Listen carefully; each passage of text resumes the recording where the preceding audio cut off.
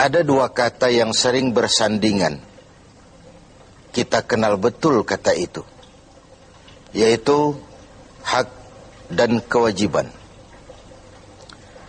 Kewajiban adalah sesuatu yang harus kita laksanakan. Hak, sesuatu yang harus kita terima. Keduanya berjalan pada alur keseimbangan. Bahwa ada orang yang lebih mengutamakan kewajibannya dan tidak begitu memikirkan haknya, kita katakan itu orang bijak. Ada orang yang menuntut haknya sesuai dengan kewajiban yang dia laksanakan, kita katakan itu orang yang adil. Ada orang yang hanya tahu hak, menuntut hak, tapi tidak pernah melaksanakan kewajiban, kita sebut itu orang yang tidak tahu diri. Muslim bersaudara.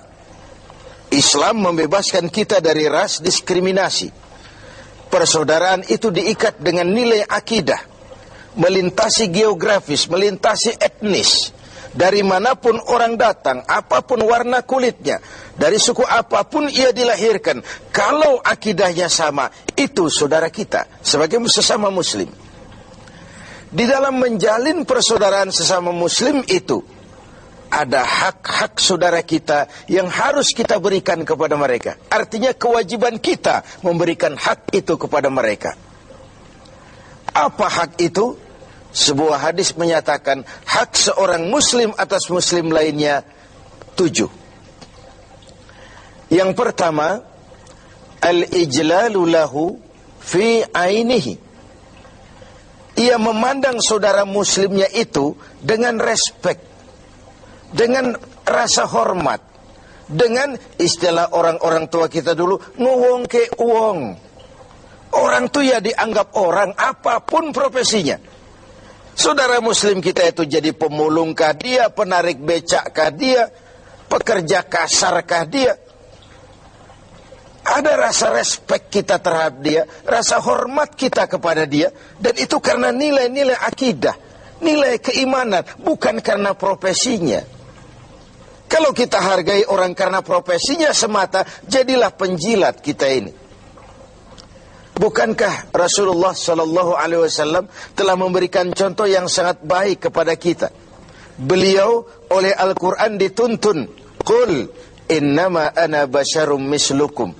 Katakan kepada mereka Muhammad, umatmu, aku manusia juga seperti kalian.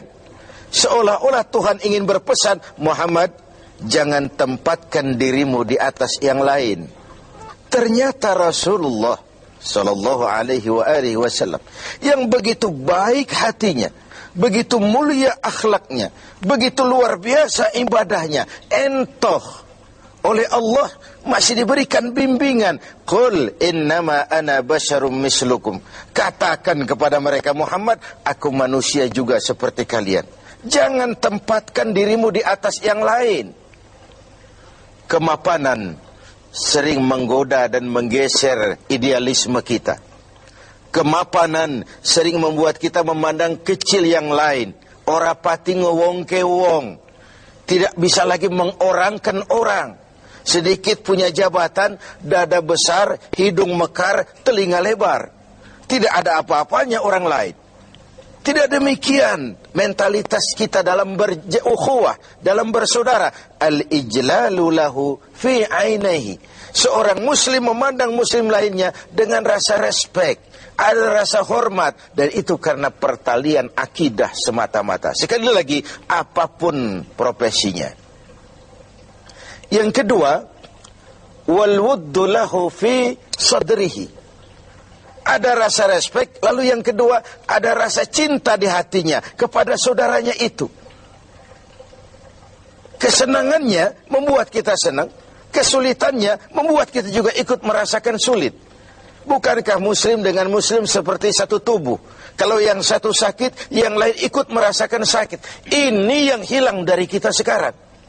Ini yang tidak lagi kita miliki. Ketika ibu jari tersandung batu, mulut berkata aduh, kepala ikut pusing, air mata mengalir tanpa komando, refleks terjadinya. Bahkan tidak pernah ada ibu jari tersandung, mulut malah nyumpahi, rasain aja sendiri. Tidak mungkin seperti itu. Begitulah kita dalam menjalin komunitas sebagai seorang muslim. Ada rasa cinta di hati kita. Kemajuannya membuat kita senang.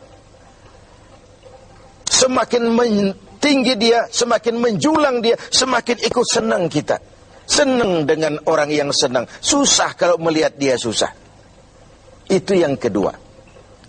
Lalu yang ketiga, wal muwasat lahu fi malihi. Menyantuni dia di dalam hartanya. Ada proses take and give. Dia kaya, kita bersama mendampingi bagaimana dia bisa memanfaatkan hartanya di jalan Allah dengan cara yang baik. Dia memerlukan, bisa kita memberikan bantuan dengan tidak perlu mengharap balasan dari dia, karena keikhlasan tentu hanya mengharap balasan dari Allah Subhanahu wa ta'ala.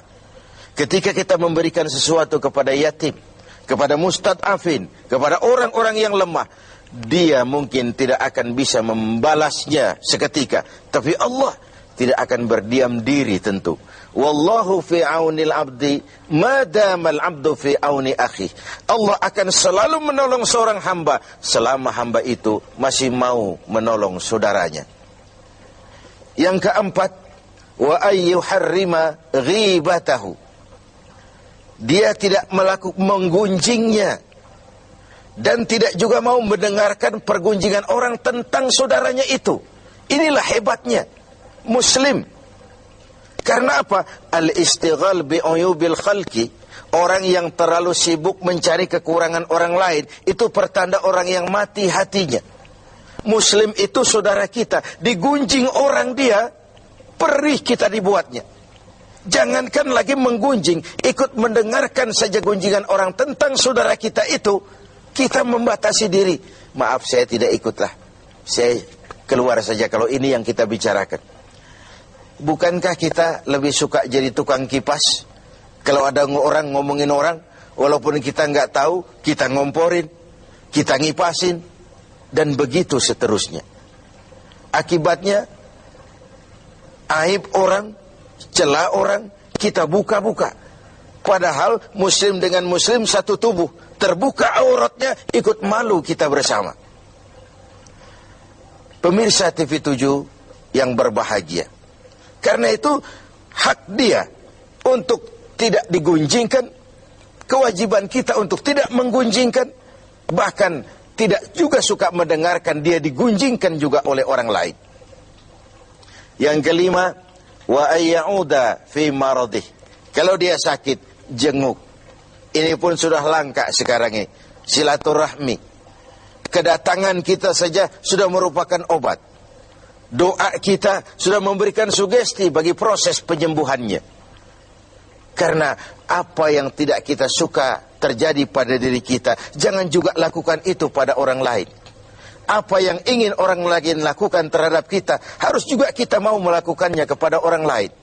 Kalau kita ingin dihormati, belajarlah menghormati orang lain. Kalau kita ingin didengarkan pembicaraan kita, suka jugalah mendengarkan pembicaraan orang lain. Ada proses take and give dalam kehidupan ini. Yang keenam, wa ayyu syai'a janazatahu. Kalau berpulang dia, meninggal dunia dia, antarkan jenazahnya. Antarkan jenazahnya, kesempatan terakhir menuju tempat peristirahatannya yang terakhir. Lalu yang terakhir, wa alla yaqula lahu ba'da mautihi illa khairan. Setelah wafatnya tidak ada pembicaraan lagi tentang saudaranya itu kecuali yang baik-baik saja. Tidak lantas setelah saudaranya meninggal, oh dia memang hutangnya di mana-mana itu. Oh di sana nipu, di sini nipu. Tidak. Setelah saudaranya tidak ada, meninggal, pembicaranya hanya tentang yang baik-baik saja dari saudaranya itu. Begitulah hak saudara kita yang harus kita berikan. Begitulah kewajiban kita yang harus kita laksanakan. Innamal mar'u ahadisun ba'dahu. Fakun hadisan hasanan liman wa'a. Manusia akan jadi pembicaraan setelah dia tidak ada. Maka berusahalah kau menjadi pembicaraan yang baik bagi orang-orang yang kau tinggalkan. Berusahalah dalam hidup ini agar kau jadi pembicaraan yang baik-baik bagi orang yang kelak kau tinggalkan itu. Pemirsa TV 7 yang berbahagia, inilah hak-hak yang harus kita berikan kepada saudara kita muslim. Ini pula kewajiban-kewajiban yang harus kita laksanakan sebagai muslim. Semuanya dalam rangka membentuk sebuah komunitas yang diikat tadi dengan nilai-nilai akidah. Al-mu'min kal-mu'min kal-bunyan yasuddu ba'dahu ba'da. Dalam riwayat lain, muslim dengan muslim seperti sebuah bangunan, yang satu harus saling memperkuat dengan yang lain.